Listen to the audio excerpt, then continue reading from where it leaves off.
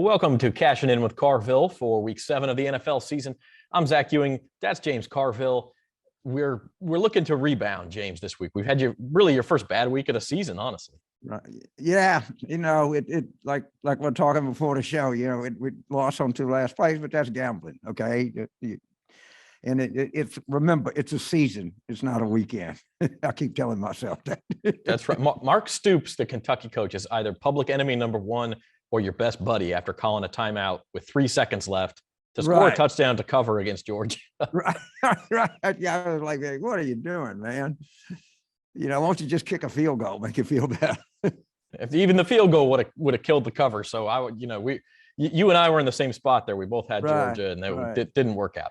Right. The big news of the week, of course, is Ed Orgeron on his way out at the end of the season at LSU. What are your thoughts, first of all, on Ed O's tenure? Right.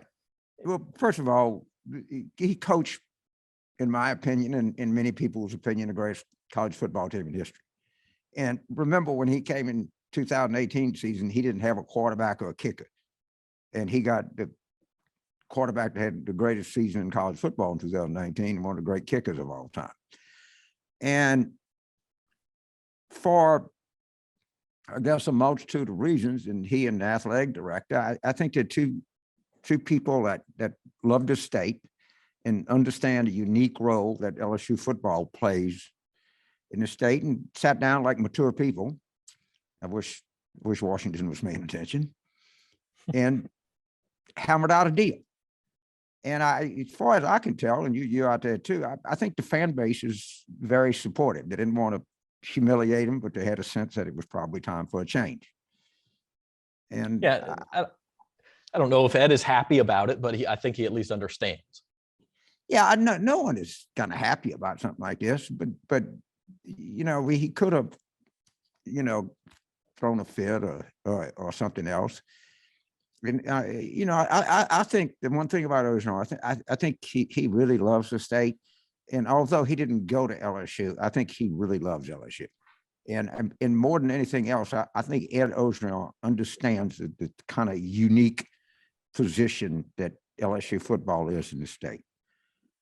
And you got to love it. You got to love him. That 2019 season, like, oh my God! And my daughter was a senior at LSU, and God damn, wouldn't it be great to go to LSU and you win the national championship? And then they would go in caravans. They go to the Vanderbilt game, or they'd go to the Alabama game, and it was great. So I'm glad she had a chance to experience that. And that January 13th, 2020 was, God damn, was the best night I ever spent in my life. he gave the state memories that can never be taken away. So. No. As we look toward the next coach, and I know you're friends with Scott Woodward, his MO is to go after a big name. Is that what you expect? Yeah, and what he's going to do, I promise you, he's going to talk to I don't know how many people, right? And he's going to factor in a lot of things, I guarantee you. And I think one of the things that Scott's going to probably look for is somebody that can fit into this culture here. All right. And I don't know. I'd never, ask him, but everything about him. And if you look at all the previous hires he's had for like Chris Peterson, he's not going to go with the hot 29-year-old guy with a hot hand. All right. It's going to be somebody that can really run. And being a football coach is not just the field and, recruiting, it's managing a mini empire. There's a lot of, and LSU football we sell more season tickets than university and college football. We sell 70,000 season tickets. Well, to a place like LSU, it's a lot of revenue. This is not a 7-5 joint, and anybody that comes here knows that. We're not Mississippi State. Well, LSU facing Ole Miss this week. One of the possible candidates, Lane Kiffin, the Ole Miss coach, obviously very well connected with Ed Orgeron, has worked with him at previous stops. So that'll be an interesting game. Yeah. The over-under is 76. I thought it was going to be higher than that. It'll be a fun one. Yeah, they're gonna be. I'm looking forward to watching it. To my generation of LSU fans, we we'd rather beat Ole Miss than Alabama. That's not true anymore. But for a long time, for the LSU Ole Miss game, that was the biggest game of the year. I mean, that was that 58, sure. 59 games. I mean, the Halloween game, yeah.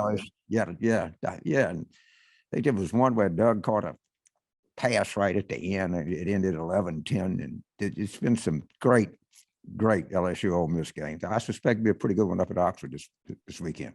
No, that'll be a fun one. We got some other good ones too. Let's get to your picks for the week.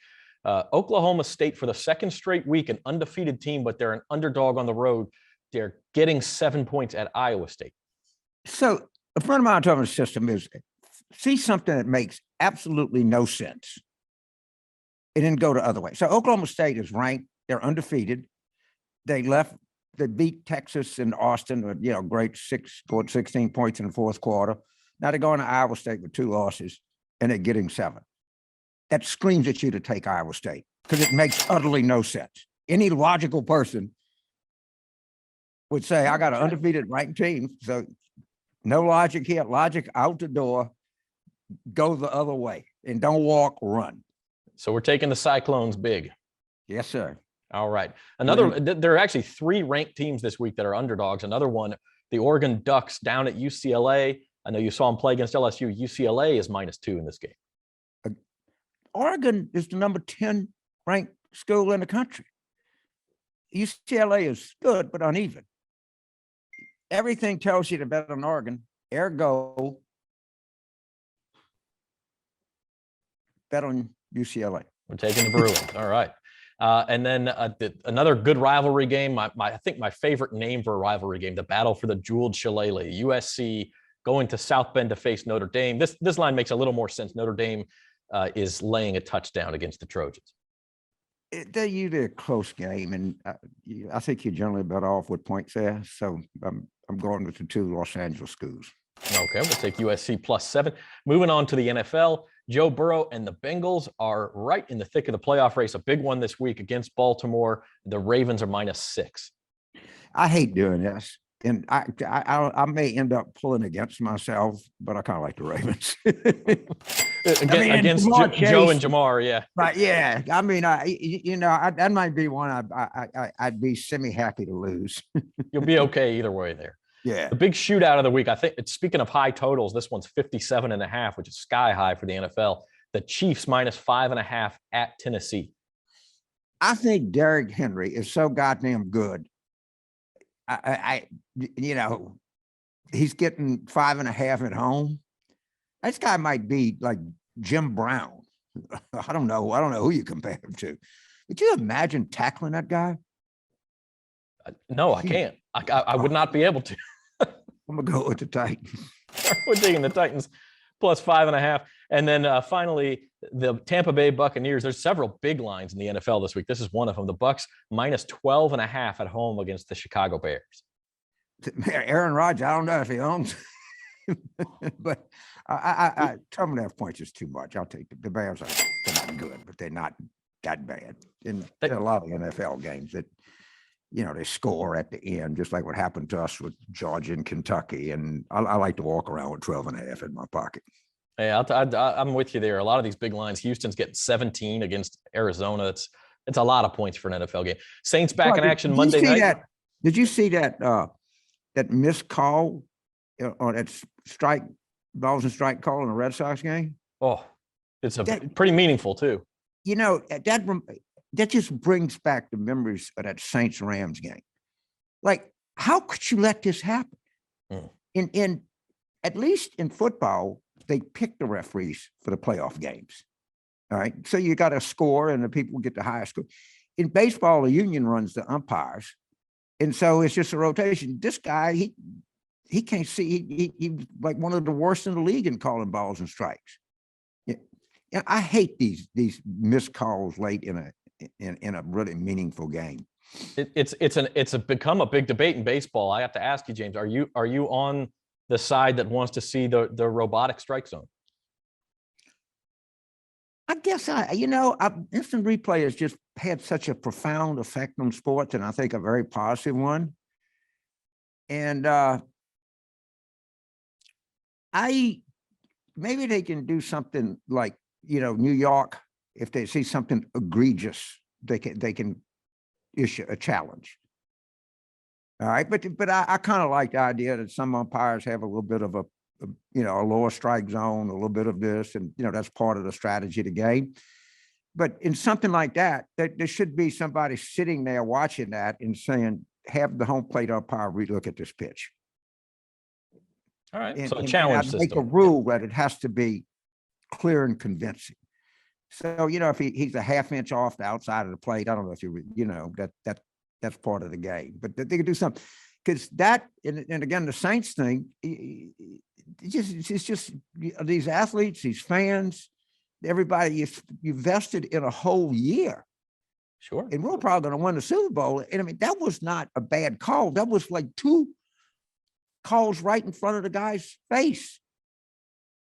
Now, I don't think he did it on purpose, and I don't buy all that the referees from Los Angeles. I think he just blew it. And just like I blew last week, I didn't want to blow last week, but I threw it over the fence. That's sports. Yeah. Well, on that note, I mean, referees can make mistakes the same as players, the same as gamblers. You have some technology that can correct the more egregious mistakes. You should make that available to you. That's right. We need that as gamblers. I think we need that technology to correct our own mistakes. Yeah, but now anyone goes your way, you don't care. the sports books wouldn't go for that. But right. Saints back in action on Monday night in Seattle. Always a tough place to play, but no Russell Wilson for the Seahawks either. Jeff Duncan thinks the Saints are going to get good, and I've found that if you follow Jeff, you're gonna be more wrong than right, and he knows that team. He knows Peyton, and I think we got no more than a couple of losses in front of us. Right. I really look for us to be in the playoffs, and a lot depends on Jameis Winston, but he's very conscientious of where he is. I mean, he really. What I worry more about, and I think Sean Payton did, is that he tries too hard. You can't. If you try too hard, it defeats you. And he's got enormous pressure, but that's what you are when you're a quarterback in the NFL. That's a high pressure position. That's right. Well, we covered a lot today on Cashin in with Carville, from the LSU coaching search to the Saints to baseball umpires and, of course, the picks. James Carville, thanks for joining us. Next week will be happier times, actually. All right. We'll talk to you then. All right.